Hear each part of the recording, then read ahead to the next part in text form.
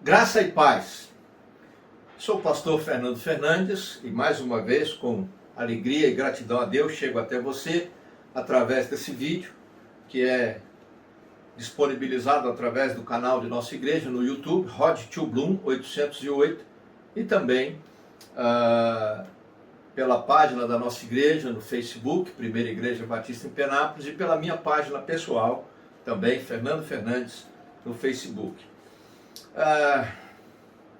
Se fosse fácil, ninguém reclamava. Se fosse fácil, ninguém reclamava.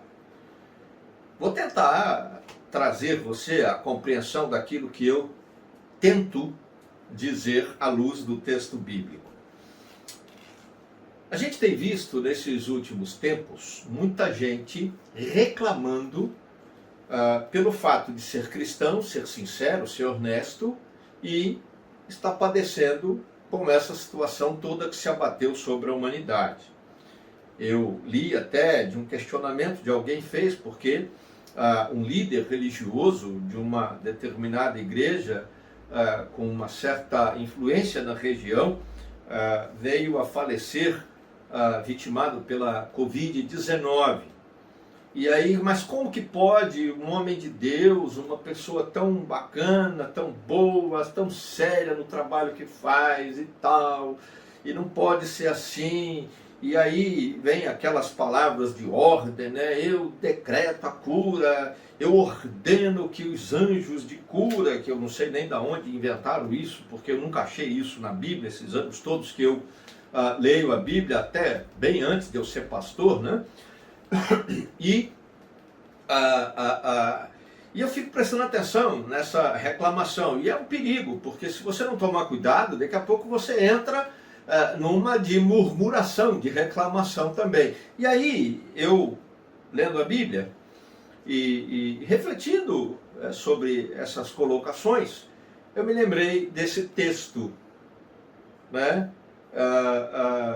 Onde Jesus diz aqui em Marcos capítulo 8, né, os versos de 34 a 36, esses versos estão dentro de um contexto maior, mas esses versos no livro de Marcos capítulo 8, os versos 34 a 36, o texto diz assim: Então Jesus chamou a multidão e os discípulos e disse: Se alguém quiser acompanhar-me, negue-se a si mesmo, tome a sua cruz e siga-me.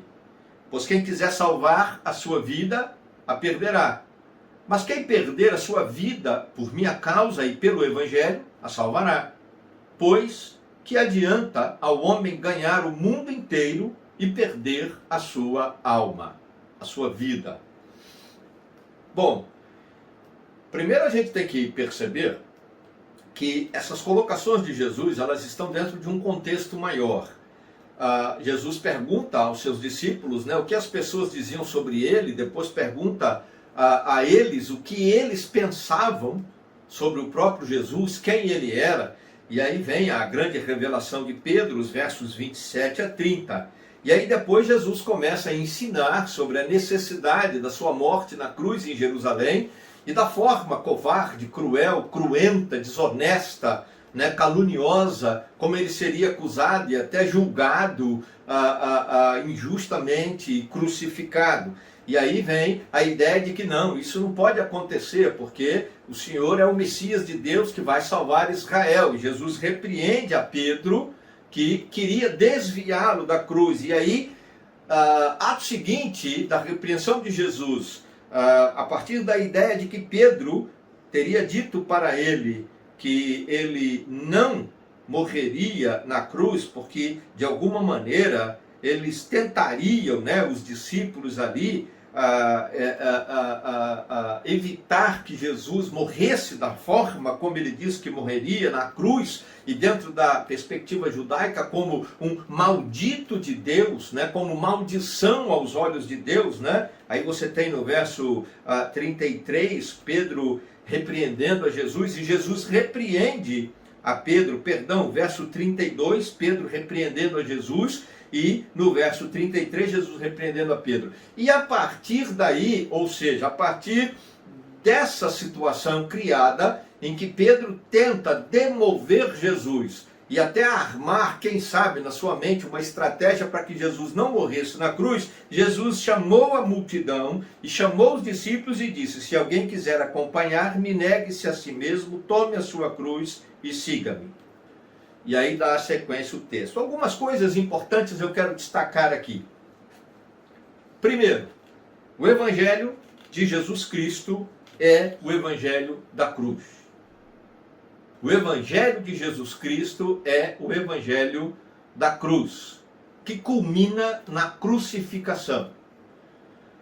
A igreja tem criado posicionamentos, ou eu diria até teologismos ou ideologismos doutrinários que não são bíblicos. Podem ser teológicos, podem ser dogmáticos, mas não são bíblicos, e dando o nome de teologia da prosperidade, teologia da confissão positiva, teologia dos milagres, da cura.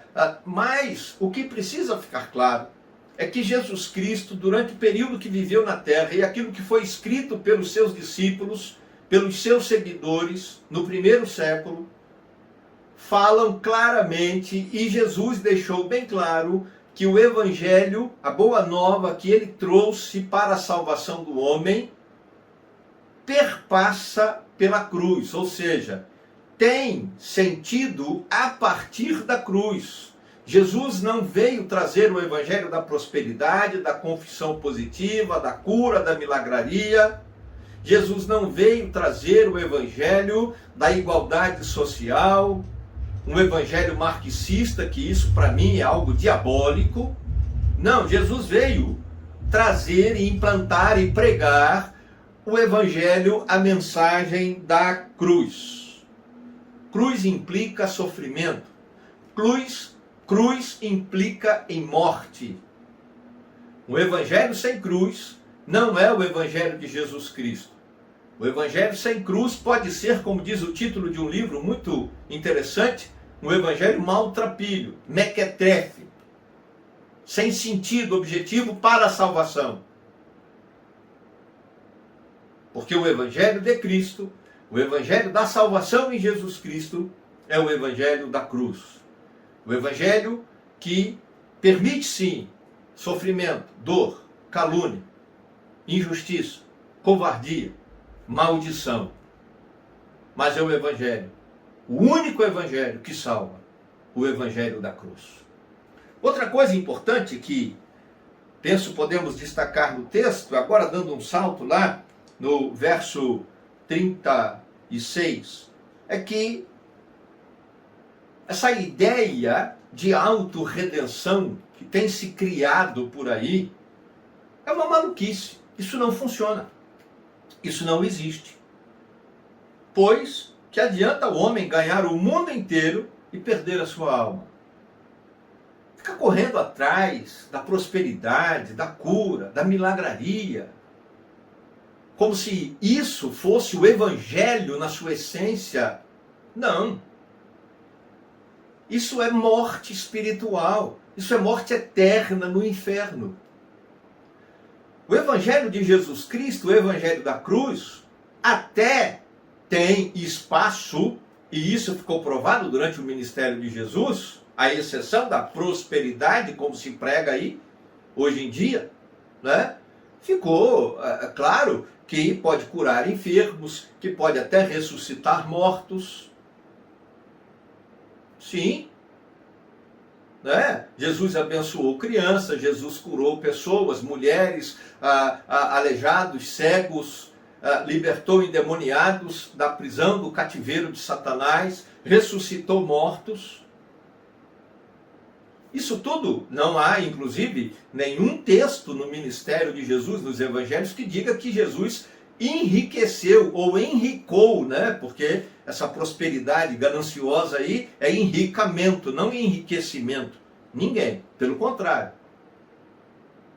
Nicodemos rico se aproximou de Jesus, saiu triste e teve dificuldade de entender tudo. O jovem rico se aproximou de Jesus, queria herdar a vida eterna. Jesus disse: vende tudo que tem, dá aos pobres, vem e segue-me. Zaqueu se arrependeu do pecado, muito rico, confessou o pecado e decidiu devolver 4 vezes mais aquilo que havia defraudado das pessoas, roubado das pessoas. Então esse evangelho da prosperidade, ele não tem base no ministério de Jesus em lugar nenhum. Curas, milagres, libertação, isso pode acontecer, mas essa não é a essência do evangelho. Então o que adianta ganhar tudo isso? O que adianta ser curado de uma enfermidade? O que adianta ressuscitar de uma situação de morte, seja espiritual ou até física? Por que não? De que adianta ir num culto de libertação? De que adianta viver esse tipo de experiência e perder a sua vida, perder a sua alma, morrer sem arrependimento de pecado, sem salvação?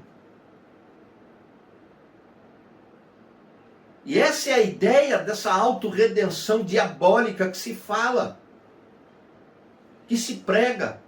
Não existe isso. Creia, está posto no texto bíblico, isso não existe. O que é que resolve então? Voltemos lá ao verso 35. Pois quem quiser salvar a sua vida, a perderá. Mas quem perder a sua vida por minha causa e pelo evangelho, a salvará. O que resolve é a experiência de fé e conversão, de salvação com Cristo. Sim. E a salvação exige renúncia e comprometimento. Sim. O evangelho é o evangelho da cruz. A cruz tem o poder de perdoar e purificar pecados pelo sangue de Jesus derramado ali. E isso tem o poder, o propósito de tirar da mente humana, do coração humano, toda a ideia, sentimento e desejo de autorredenção para se prostrar, se quebrantar, arrependido, humilhado, diante de Deus e de Jesus Cristo, confessando o pecado e abandonando o pecado, para viver por Cristo, em Cristo, para Cristo e pela causa do Evangelho de Jesus Cristo. Fazendo renúncias, aceitando sim os embates da vida, mas com uma visão de Deus bíblica, sabendo que Ele tem propósito de abençoar ao final de tudo, e com grande certeza e alegria da vida eterna, que mesmo se a morte física ceifar a existência, isso nem o diabo pode tirar do nosso coração. Promovendo sim a causa do Evangelho, com testemunho pessoal, contribuindo para as obras missionárias, para a plantação de igrejas, contribuindo sim, por que não, com assistência social, porque isso testemunha a nossa fé e esperança em Jesus, porque Deus derrama a provisão sobre a nossa casa. Vivendo uma vida de santidade na presença de Deus. Porque quando Jesus diz, perder a vida por minha causa, é perder a vida pagando o preço de assumir publicamente e afirmar publicamente que abandonou os pecados, porque deles estava arrependido e que agora vive pela fé em Jesus. Mesmo que isso gere oposição, mesmo que isso venha trazer injustiças, mas a pessoa não arreda o pé da sua convicção de fé. Nenhuma pandemia como essa tem o poder de fazer um salvo cristão verdadeiro, que vive por Cristo, em Cristo, para Cristo, comprometido com a causa do Evangelho, pode demovê-lo da sua experiência, da sua certeza, da sua alegria de salvação. Meu querido, o Evangelho não é uma promessa de facilidades. O Evangelho é uma promessa de salvação, de libertação do pecado, de vida eterna em Jesus Cristo. Mesmo que da experiência de fé até o céu, tenhamos que enfrentar pandemias, problemas, crises, dificuldades. A minha oração, em nome de Jesus, é que você compreenda isso e que não abandone, que não vire as costas para Jesus, mas que prossiga firme, crendo no Evangelho da cruz, em Jesus Cristo como único, suficiente Salvador e Senhor, abandonando toda e qualquer ideia e todo e qualquer sentimento de autojustificação, de autorredenção, mas vivendo uma vida de santidade, de testemunho, de compromisso cristão com a causa do Evangelho de Jesus Cristo, o Evangelho da cruz. Senhor Deus, em nome de Jesus, aqueles que nos ouvem agora, que nos assistem, que ainda não creem, quebranta-lhes o coração. E aqueles que cremos como nós, ajuda-nos a permanecer firmes na fé, a carregar a nossa cruz, a suportar tudo, por causa de Cristo, por causa do Evangelho. Porque Ele morreu por nós na cruz, e somente por Ele, nele, somos salvos. Ó Deus, em nome de Jesus, abençoa esses queridos. Traz salvação àqueles que ainda não abriram a mente e o coração. Ajuda-nos. Pelo Teu Espírito, eu oro em nome de Jesus. Amém. Minha irmã, Gisele, olha só. Ninguém é super-homem, Deus não te fez de aço. Não leve em teus ombros além do que Ele te deixou. O mundo é natural, a carne é mortal, é a realidade pra chegar no ideal. O inimigo luta pra você deixar a cruz. Sem ela ele sabe que você negou Jesus.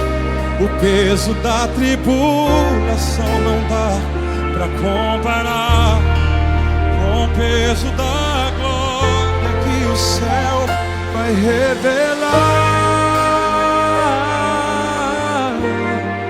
Não despreze a sua cruz, ela tem sua medida. Deus um dia calculou.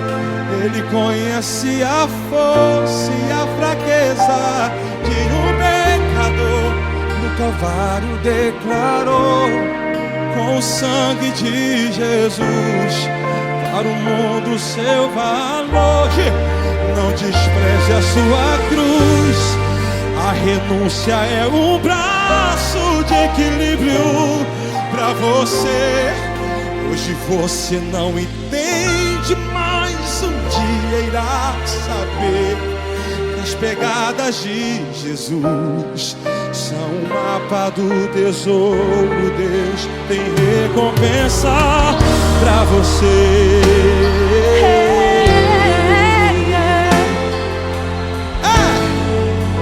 Quem pode glorificar o nome de Deus? Glorifica. O inimigo luta pra você deixar a cruz. Sem ela ele sabe que você negou Jesus. O peso da tribulação não dá pra comparar com o peso da glória que o céu vai revelar. Não despreze sua cruz, ela tem sua medida. Deus um dia calculou. Ele conhece a força e a fraqueza de um pecador. O Calvário